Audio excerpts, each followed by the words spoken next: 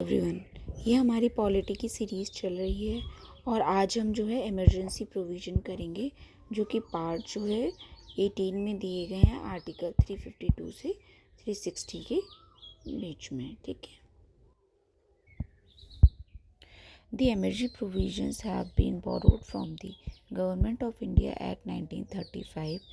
It converts the federal structure into unitary one without a formal amendment of the constitution. जो emergency provision है उसे जो है बोरो किया गया है गवर्नमेंट ऑफ इंडिया एक्ट जो 1935 का था वहाँ से, और ये कन्वर्ट करते हैं फेडरल स्ट्रक्चर को एक यूनिटरी वन फॉर्म में without a formal amendment of the constitution. मतलब कॉन्स्टिट्यूशन में किसी भी प्रकार का कोई अमेंडमेंट नहीं करना पड़ता है और जो फेडरल स्ट्रक्चर हैं वो बुरी तरीके से यूनिटरी में चेंज हो जाते हैं। ड्यूरिंग इमरजेंसी जो सस्पेंशन ऑफ फंडामेंटल राइट्स है during proclamation of emergency provision borrowed from the Weimar constitution. और जो क्या होता है कि इमरजेंसी के दौरान पर सस्पेंशन ऑफ फंडामेंटल राइट्स होते हैं, कुछ फंडामेंटल राइट्स का सस्पेंशन हो जाता है। ये वाला प्रोविज़न जो है इसे बोरो किया गया है वेमर कॉन्स्टिट्यूशन से। फिर इम्पॉर्टेंट आर्टिकल्स क्या क्या रिलेटेड हैं। Article 352 emergency due to war, external aggression of और आर्म्ड रिबेलियन, नेशनल इमरजेंसी। जो आर्टिकल 352 है इसमें इसके तहत जो इमरजेंसी लगती है उसे नेशनल इमरजेंसी कहा गया है, और ये जो है due to war, external aggression और आर्म्ड रिबेलियन के बेसिस पर ही लगाई जाती है। फिर आर्टिकल 356 इसमें कह दिया गया due to the failure of constitutional machinery in the state, इसे प्रेसिडेंट रूल कहा जाता है।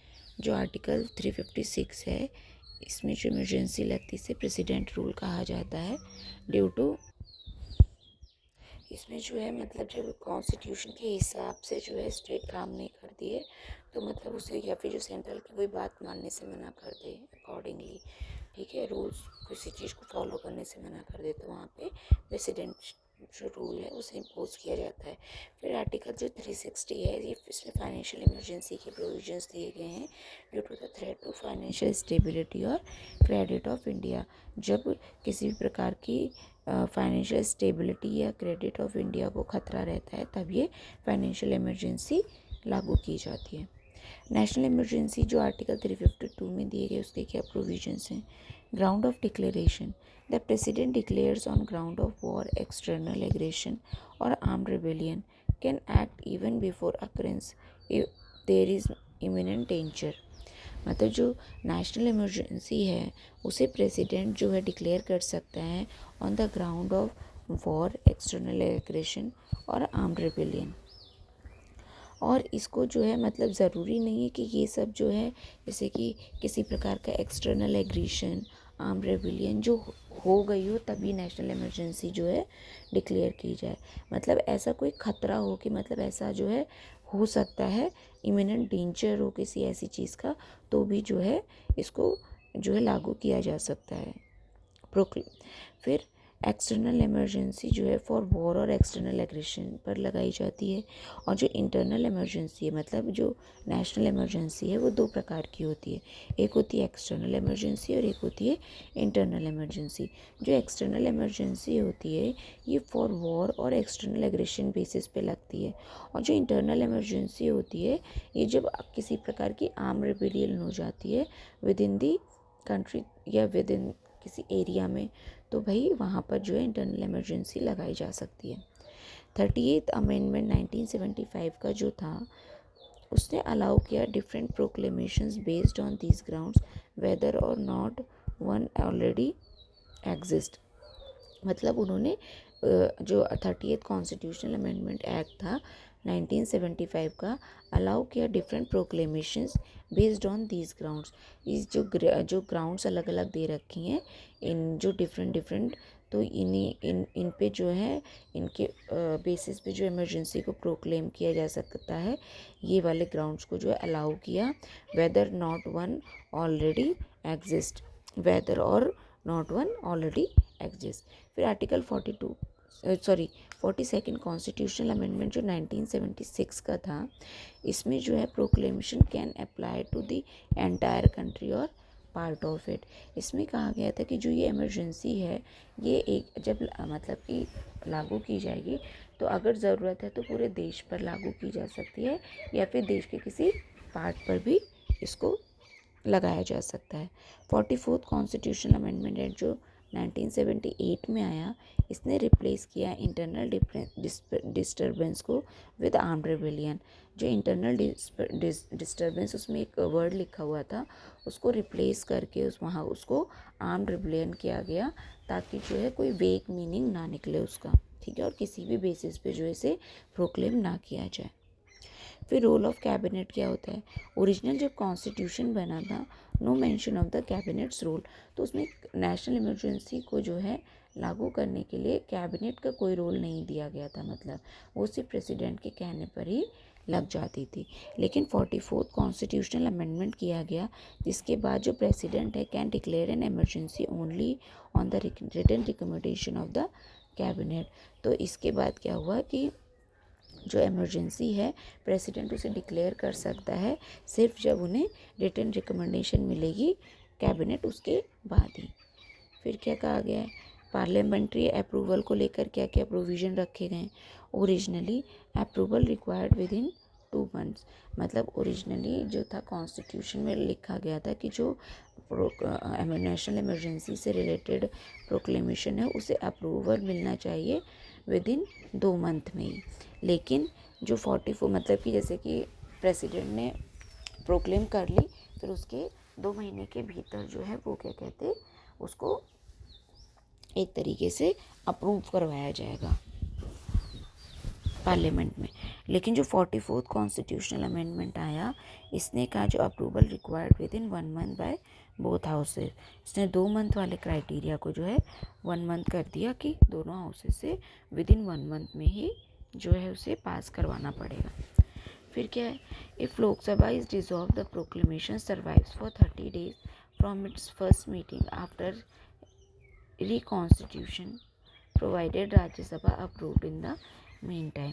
अगर मान लो लोकसभा किसी मतलब उसमें सेशन में नहीं है, ठीक है, और ऐसी कोई सिचुएशन आ जाती है कि इमरजेंसी को जो है भाई प्रोक्लेम करना पड़े प्रेसिडेंट को, तो ऐसी स्थिति में क्या है भाई, अगर उस प्रेसिडेंट ने इमरजेंसी जो है डिक्लेयर की है, तो भाई अगर राज्यसभा सेशन में लोकसभा सेशन में नहीं है, तो जो है ये जो अप्रूव करवाने वाला जो है कि भाई दोनों सदनों से जो अप्रूव करवाया जाता है, तो उसमें क्या होगा कि भाई जो प्रोक्लेमेशन है उसे राज्यसभा से जब अगर वो सेशन में नहीं है लोकसभा, तो कम से कम आप राज्यसभा से तो पास करवा ही लीजिए, ठीक है। और फिर जब लोकसभा बैठती है, सेशन में आती है, ठीक है, उसकी मीटिंग होती है, फिर जब लोकसभा जो है सेशन में आएगी तो उससे भी जो है आज जैसे सेशन में आ गई है तो विद इन 30 days जो है उससे भी पास करवाना पड़ेगा, और राज्यसभा से तो पहले पास हो ही चुका होगा। फिर type of majority for approval क्या होता है।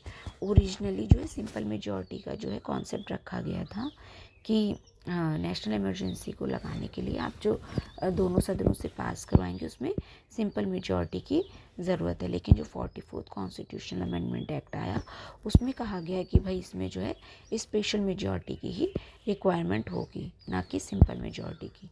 फिर ड्यूरेशन क्या है, originally indefinite with executive approval. जब ओरिजिनल कॉन्स्टिट्यूशन में इससे रिलेटेड कहा गया था कि भाई अगर एक बार जो है इमरजेंसी लग गई तो फिर वो इंडेफिनिट पीरियड के लिए लागू रहेगी अगर एग्जीक्यूटिव ने अप्रूवल दे दिया है। लेकिन जो 44th कॉन्स्टिट्यूशनल अमेंडमेंट एक्ट आया, उसने कहा it can be extended indefinitely with parliaments approval every 6 months, मतलब कि ठीक है इंडेफिनेटली तो अभी भी लगाई जा सकती है अगर ज़रूरत है देश में, लेकिन जो है हर 6 महीने में जो है उसे फिर से अप्रूव करवाना पड़ेगा पार्लियामेंट से, और आप कर कितनी बार भी सकते हो, ठीक है। If Lok Sabha dissolve during 6 months without approval, the proclamation survive for 30 days from its first meeting after reconstitution provided Rajya Sabha approved in the mean time. और वही प्रोविज़न है कि भाई अगर लोकसभा डिसॉल्व हो गई है ड्यूरिंग द 6 मंथ, मतलब कि आगे के जो 6 महीने थे कि भाई 6 महीने बाद फिर से अप्रूव करवाना पड़ेगा, उस टाइम पे अगर मतलब लोकसभा सेशन में नहीं है तो फिर आप उस टाइम पे सिर्फ राज्यसभा से तो पास करवा ही लीजिए, और जब लोकसभा फिर से सेशन में बैठेगी, उसकी फर्स्ट मीटिंग होगी, तो भाई उसके जो है विदिन 30 डेज़ में उससे भी अप्रूव करवाना पड़ेगा। फिर जुडिशल रिव्यू का क्या स्कोप है इसमें। ओरिजिनली जो था कि जुडिशल रिव्यू के बारे में कोई बात नहीं की गई थी कि भाई नेशनल इमरजेंसी से रिलेटेड जो है जो जुडिशरी है इससे रिलेटेड जुडिशल रिव्यू कर सकती है नहीं। लेकिन जो 30th कॉन्स्टिट्यूशनल अमेंडमेंट एक्ट आया उसने कहा कि made emergency immune from judicial review. उसने जो इमरजेंसी जो प्रोक्लेम की जाएगी उसे जो जुडिशियल रिव्यू से इम्यून कर दिया था, मतलब इसमें जो है जुडिशियल रिव्यू का कोई प्रोविज़न नहीं होगा, और जो जुडिशरी है वो इस पर कोई चेक एंड बैलेंस नहीं रखेगी। लेकिन जो 44th कॉन्स्टिट्यूशनल अमेंडमेंट आया उसने ये वाला जो वो था प्रोविज़न उसे डिलीट कर दिया, और उसने रिस्टोर करा कि भाई जुडिशियल रिव्यू जो है नेशनल इमरजेंसी के केस में भी किया जाएगा। ठीक है। मिनर्वा मिल केस जो आया था 1980 में, उसने अलाउ किया challenge to emergency on the ground of mala fide irrelevance और एब्सर्डिटी। मतलब उसमें अलाउ किया गया कि भाई इस बेसिस पे जो है इमरजेंसी को चैलेंज किया जा सकता है कि जो उसमें जो ग्राउंड आपने लगाए हैं कि भाई इमरजेंसी प्रोक्लेम करने के जो ग्राउंड आपने यूज़ किए हैं वो मैलिफाइड हैं, इररिलेवेंस हैं और एब्सर्डिट हैं। फिर रिवोकेशन किस तरीके से होगा, मतलब इमरजेंसी हटाई किस प्रकार से जा सकती है। The president can revoke it, no need for parliamentary approval. President जो है इसे जो है रिवोक कर सकता है, इसमें जो है पार्लियामेंट्री अप्रूवल की बार बार ज़रूरत नहीं है। 44th कॉन्स्टिट्यूशनल अमेंडमेंट में कहा गया Lok Sabha can pass a resolution to disapprove the constitution. 1/10 of the Lok Sabha member can give written notice to the Speaker or President or to the President if Lok Sabha is not in session and a special session must be held within 40 days। मतलब जो 44th constitutional amendment act आया था उसमें कहा गया कि भाई एक तो प्रेसिडेंट तो किसी भी टाइम इमरजेंसी को हटा ही सकता है, उसके अलावा जो है लोकसभा अगर चाहे उसको लगता है कि अब इमरजेंसी की ज़रूरत नहीं है तो भाई लोकसभा भी एक रेजोल्यूशन पास कर सकती है कि भाई अब जो है आप जो है इमरजेंसी का जो कंटिन्यूएशन है उसे जो है डिसअप्रूव कर दीजिए। ठीक है। तो ऐसा करने के लिए जो है 1/10 मेंबर जो है लोकसभा के, उन्हें जो है एक रिटन में नोटिस देना पड़ेगा स्पीकर को या फिर प्रेसिडेंट को। अगर लोकसभा जो है सेशन में नहीं है तो प्रेसिडेंट को, और अगर सेशन में है तो स्पीकर को, कि भाई ये मतलब कि इमरजेंसी हटाने के लिए जो है वो कदम उठाए जाएं। तो इसके लिए क्या क्या अगर सेशन में नहीं होगा और अगर ऐसे 1/10 मेंबर जो है कि भाई प्रेसिडेंट को लिख कर देते हैं, ठीक है, तो क्या होगा फिर प्रेसिडेंट जो है एक स्पेशल सेशन को विदिन 14 डेज़ जो है हेल्ड करवाएगा, और फिर सिंपल मेजॉरिटी नीड होगी उसके डिसअप्रूवल के लिए। ठीक है। इम्पोजिशन क्या है, डिक्लेयर 3 टाइम्स। आज तक जो है मतलब अब तक जो है देश में 3 बार जो है नेशनल इमरजेंसी को डिक्लेयर किया जा चुका है, पहले 1963 में, 1971 में और 1975 में। जो शाह कमीशन था inquired 1975 emergency and did not justify the declaration of emergency. जो शाह कमीशन था उन्होंने जो 1975 में जिस ग्राउंड पे जो है इमरजेंसी लगाई गई थी उसको जो है जस्टिफाई किया कि भाई ये जो आपने जो जिस बेसिस पे जो इमरजेंसी लगाई थी वो जो है जस्टिफाइड, मतलब एक तरीके से रीज़न नहीं था डिक्लेरेशन ऑफ इमरजेंसी के लिए। फिर effect of imposition of national emergency क्या होते हैं। Effect on centre state relation, इसका जो इफ़ेक्ट है वो सेंटर स्टेट रिलेशन पे क्या होता है।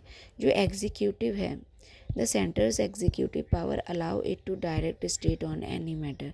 सेंटर का एग्जीक्यूटिव पावर जो है वो एक तरीके से मतलब बढ़ जाती हैं, या फिर उन्हें एक तरीके से ये राइट मिल जाता है कि वो जो है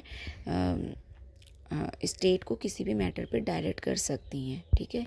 किसी भी मैटर पे एक तरीके से कोई बात कह सकती हैं कि भाई आपको पर्टिकुलर चीज़ फॉलो करनी है और स्टेट को वो माननी पड़ेगी। During normal times the centre can only give directions on specified matter.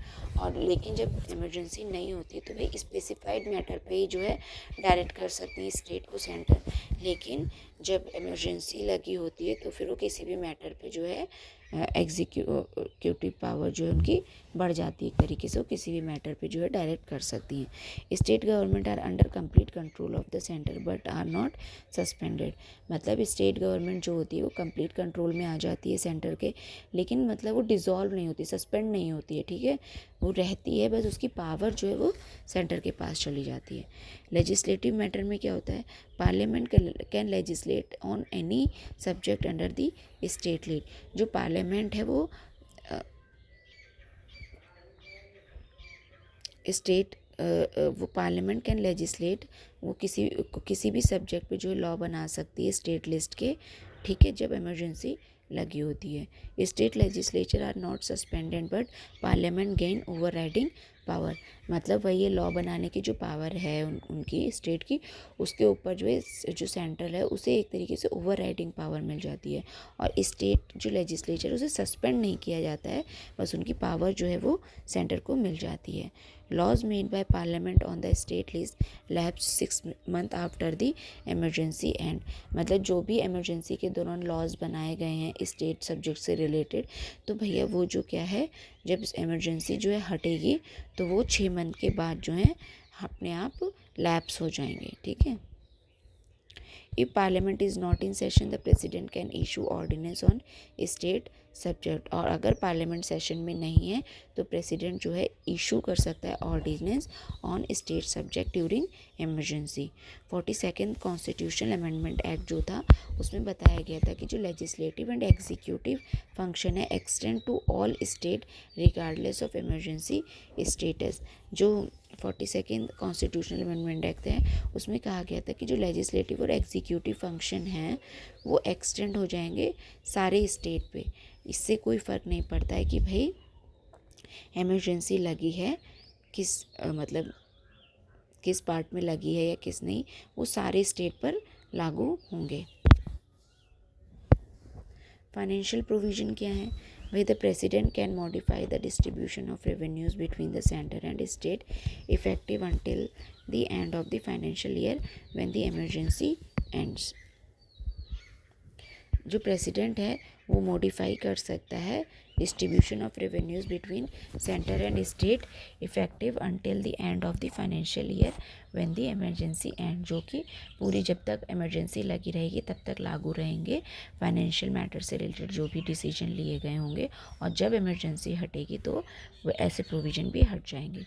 Order from the president must be laid before both the houses. और किसी भी प्रकार का जो एक तरीके से डिसीजन जो है प्रेसिडेंट द्वारा लिया जाता है उसे जो है दोनों हाउसेस के सामने जो है रखा जाएगा।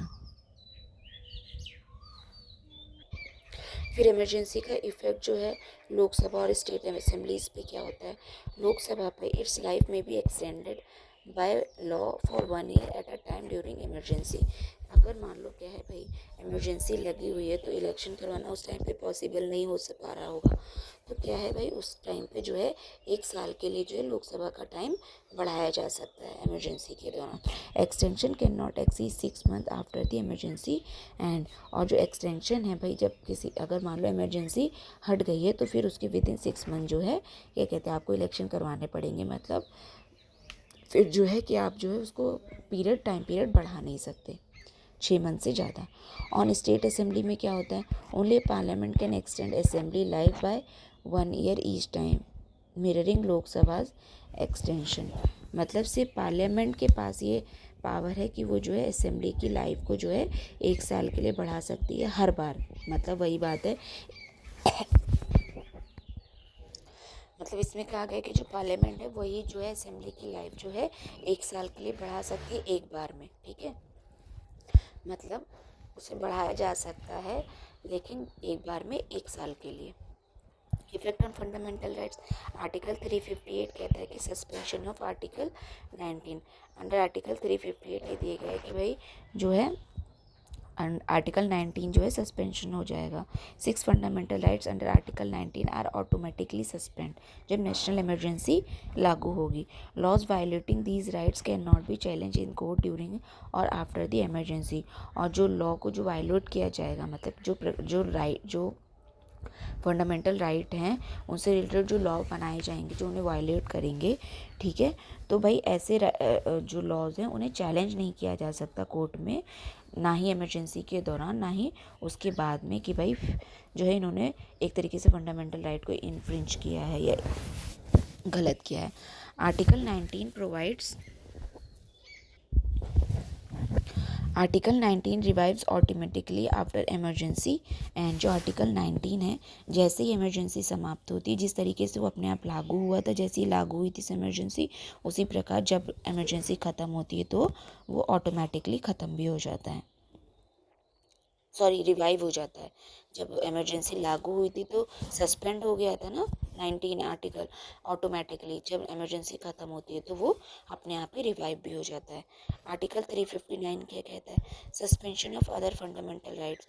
ये जो है, जो बाकी के जो फंडामेंटल राइट्स हैं उनके सस्पेंशन को लेकर है कि भाई it authorises the president to suspend the right to approach court for fundamental rights during national emergency.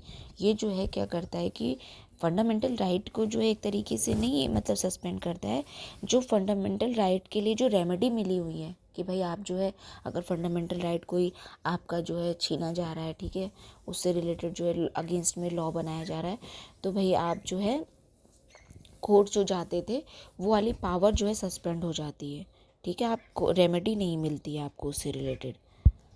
फिर the enforcement of specified right is suspended. The suspension में कवर ऑल और पार्ट ऑफ द कंट्री। जो enforcement है specified right का जो है वो जो एक तरीके से सस्पेंड हो जाता है, और ये जो सस्पेंशन है जो फंडामेंटल राइट्स का वो किसी एक पार्ट पर भी लागू हो सकता है कंट्री के, और जो है पूरे देश पर भी उसे साइमल्टेनियसली लागू किया जा सकता है। Suspension order must be approved by both the house. और जो आप सस्पेंड कर रहे हैं पर्टिकुलर फंडामेंटल राइट, उसको जो है भाई दोनों हाउसेस से अप्रूव करवाना पड़ेगा। फिर 44th कॉन्स्टिट्यूशनल अमेंडमेंट एक्ट में क्या किया गया था? जो आर्टिकल 19 है, rights can only be suspended during emergency declare for war और external aggression, not for armed rebellion. जो आर्टिकल 19 है उसके अंदर जो भी प्रोविज़न दिए गए हैं, ठीक है, तो वो जो है सस्पेंड होंगे during emergency for war declare हुई होगी। अगर मतलब वॉर या फिर एक्सटर्नल एग्रेशन के बेसिस पे जो इमरजेंसी अगर डिक्लेयर की गई है, तभी अंडर आर्टिकल जो 19 प्रोविज़न है उसे सस्पेंड किया जाएगा, ना कि जब आर्म रिबेलियन हुआ है तो उस बेसिस पे जो है आर्टिकल 19 सस्पेंड नहीं होगा। फिर the president can not suspend the right to move court for article 20 and 21। और जो है आर्टिकल 20 और 21 जो है वो सस्पेंड भी नहीं होते हैं, ठीक है, मतलब वो इमरजेंसी लगी हो तब भी वो सस्पेंड नहीं होते हैं। मतलब आप जो है 20 और 21 के लिए जो है कोर्ट में जा सकते हो, मतलब आपसे ये वाले अधिकार जो फंडामेंटल राइट नहीं छीने जाएंगे इमरजेंसी के दौरान भी। Only laws related to emergencies are protected from judicial review. और मान लो कि कोई लॉ बनाया गया है उस टाइम पे जो कि आपका फंडामेंटल राइट को इन्फ्रिंज कर रहा है, तो सिर्फ उससे रिलेटेड जो है जुडिशियल रिव्यू को इम्यूनिटी मिली है। ऐसा नहीं है कि आप किसी भी लॉ के लिए जो है जुडिशियल रिव्यू का जो है इम्यूनिटी मिल जाएगी आपको, ठीक है, सिर्फ उनसे रिलेटेड जो लॉ बनाए गए हैं उस टाइम पर उसी को जुडिशियल रिव्यू से प्रोटेक्शन मिली है।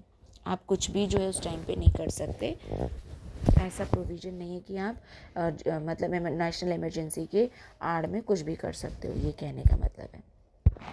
Comparison of article 358 and 359। Article जो 358 में के अंदर में क्या प्रोविज़न दिए गए हैं? It applies only during external emergency, ठीक है, जब किसी भी प्रकार की एक्सटर्नल इमरजेंसी लगी होती है तभी आर्टिकल जो है 358 के अंडर में जो सस्पेंशन दिया गया है फंडामेंटल राइट का वो लागू होता है। लेकिन जो आर्टिकल 359 में दिया गया है, it applies during both internal लगी हो चाहे एक्सटर्नल इमरजेंसी लगी हो, ठीक है। फिर suspend fundamental right under article 19 for emergencies duration.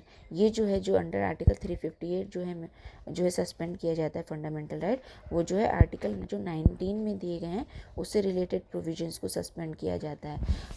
और जो आर्टिकल 359 है उसमें जो है दिया गया है कि जो प्रेसिडेंट है वो स्पेसिफाई किया करेगा कि भाई कौन से जो है राइट का सस्पेंशन होना है, फंडामेंटल राइट का स्पेशली मेंशन करेगा, वही वाले राइट जो है सस्पेंड किए जाएंगे।